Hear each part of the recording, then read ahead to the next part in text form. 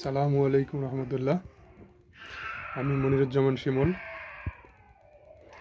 MBA HRM, PGDDSC from BIM।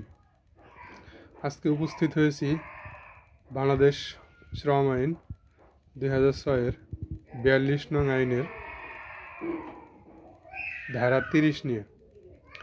ধারা 30-এ বলা হয়েছে শ্রমিকের চূড়ান্ত পাওনা পরিশোধের মেয়াদ, অর্থাৎ শ্রমিক, যে কোনো শ্রমিক, অবসর প্রাপ্ত শ্রমিক, ডিসচার্জ, ছাঁটাই, বরখাস্ত এবং চাকরির অবসান, এই সকল শ্রমিকদের তাদের পাওনা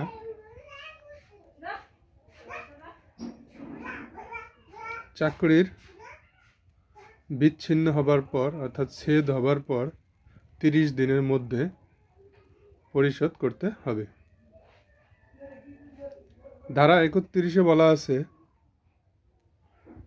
চাকরির প্রত্যয়নপত্র সাময়িক ও বদলি শ্রমিক ব্যতীত অন্য যে কোনো শ্রমিক তাহার চাকরি ছাঁটাই, ডিসচার্জ, বরখাস্ত, অপসারণ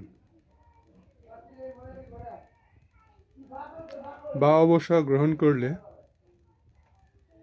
তাকে চাকরির অবসানের সময় মালিকের নিকট হইতে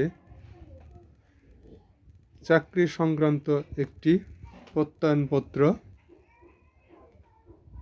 দিতে হইবে, অথবা শ্রমিক প্রত্যয়নপত্র পাইবার অধিকারী হইবে। আমি মনিরুজ্জামান শিমুল।